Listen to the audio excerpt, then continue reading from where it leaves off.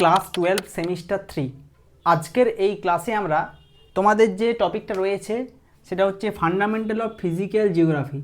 এই fundamental of physical geography থেকে বেশ কিছু সাজেস্টিভ প্রশ্ন, সাজেস্টিভ এমসিকিউ তোমাদেরকে আমি আজকে দেব। দেখো, এমসিকিউ পরীক্ষার কোনো সাজেশন হয় না, কিন্তু আমি তোমাদের জন্য বেশ কিছু গুরুত্বপূর্ণ প্রশ্ন সেগুলো কিন্তু আমি দেব তোমাদের ওয়ান লাইনার হিসাবে। কীভাবে? ওয়ান লাইনার, অর্থাৎ একটা প্রশ্ন থাকবে, তার রিগার্ডিং সেই অ্যান্সারটা থাকবে। ঠিক এইভাবে তোমাদেরকে কিন্তু আমি প্রশ্ন উত্তর বেশ কিছু দেব। সেটা কোন টপিক থেকে? ফান্ডামেন্টাল অফ ফিজিক্যাল জিওগ্রাফি, এই টপিক থেকে। কারণ তোমাদের যেহেতু এমসিকিউ পরীক্ষা হবে, সেই কারণে প্র্যাকটিস করার জন্য। তাহলে তোমরা অবশ্যই এই প্রশ্নগুলি ভালো করে প্র্যাকটিস করে নাও, এবং এই প্র্যাকটিস করার পর তোমাদের মতামত কমেন্টে জানাও।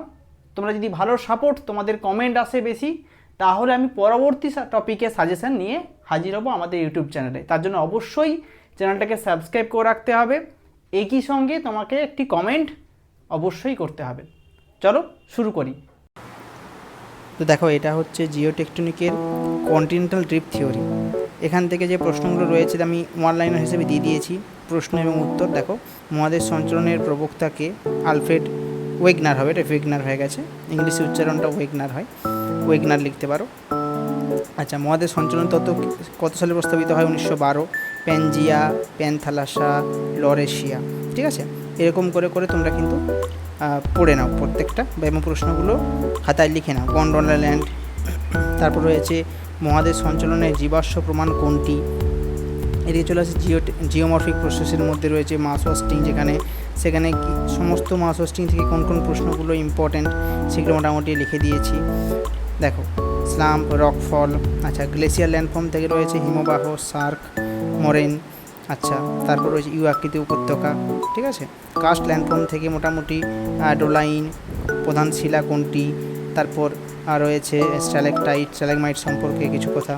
আচ্ছা, তারপর চলে আসছি ক্লাইমেট থেকে ঘনীভবনটা ইম্পর্টেন্ট, এখান থেকে পড়লে শিশির কী, কুয়াশা কী, মেঘ কী দিয়ে গঠিত হয়, বৃষ্টিপাত। আচ্ছা, ঠিক আছে, এরকম করে পড়ে নিলে। তারপর চলে আসছি ওশিয়ানোগ্রাফি থেকে কন্টিনেন্টাল শেলফ, তারপর সমুদ্র লবণাক্ততা, প্রধান লবণ কোনটি, গভীরতম অংশ কোনটি। ঠিক আছে, জোয়ার ভাটার শক্তি সম্পর্কে প্রাপ্ত প্রধান খাদ্য কোনটি। আচ্ছা, তারপর রয়েছে শক্তি সম্পদ। বায়োস্ফিয়ার থেকে রয়েছে বাস্তুতন্ত্র কী, তারপর রয়েছে বাস্তুতন্ত্রের দুটি উপাদান, উৎপাদক কাকে বলা হয়, ভোক্তা। ঠিক আছে, এগুলো একটু পড়ে নিলে। অপচয়কারী, ট্রফিক স্তর, খাদ্য শৃঙ্খল, খাদ্য জাল। ঠিক আছে, এরপর চলে আসছে আমরা একটা মক টেস্ট। ঠিক আছে, 20 নম্বরের মক টেস্ট তোমরা বাড়িতে বসে প্র্যাকটিস করার জন্য। দেখো, এখানে জিওটেকটনিক থেকে কয়েকটা প্রশ্ন দিয়েছি, প্যানজিয়া থেকে, প্যানথালাসা থেকে। আমি প্রশ্নগুলো স্ক্রল করে করে দেখিয়ে দিচ্ছি, তোমরা ভিডিওটা পজ করে করে খাতায় লিখে নিতে পারো। দেখো, 4 নম্বর প্রশ্ন দিয়েছে একটা, খাড়া ঢাল থেকে শিলার যে হঠাৎ পড়ে যাওয়াকে কী বলা হয়? ঠিক আছে, ইউ আকৃতির উপত্যকা সৃষ্টি কীভাবে হয়? এরকম করে প্রত্যেকটা প্রশ্ন দিয়েছি। এই প্রশ্নগুলি অবশ্যই তোমরা খাতায় নোট ডাউন করো এবং পরীক্ষা দাও। যদি আরও তোমরা মক টেস্ট পেতে চাও, আমার যে কোর্স রয়েছে একটা আমাদের অ্যাপে, মাত্র 19 টাকার বিনিময়ে তোমরা সেই কোর্সটা নিতে পারো। সেই কোর্সটা আমাদের অ্যাপে রয়েছে, অ্যাপ ডাউনলোড করে নাও, আমাদের ডেসক্রিপশানে লিঙ্ক রয়েছে।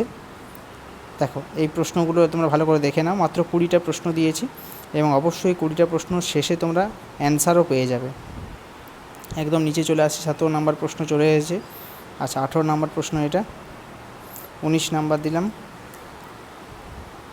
এটা 20 নম্বর প্রশ্ন, এবং 20 নম্বর প্রশ্ন শেষে দেখো এখানে দিয়ে দিয়েছি সঠিক উত্তর, অ্যান্সার কীগুলো। ঠিক আছে, 20টা প্রশ্নের অ্যান্সার কী। তাহলে এইভাবে তোমরা প্র্যাকটিস করো বাড়িতে। আর যদি কোনো সমস্যা থাকে তাহলে অবশ্যই ভিডিওর কমেন্ট বক্সে জানাও। ধন্যবাদ।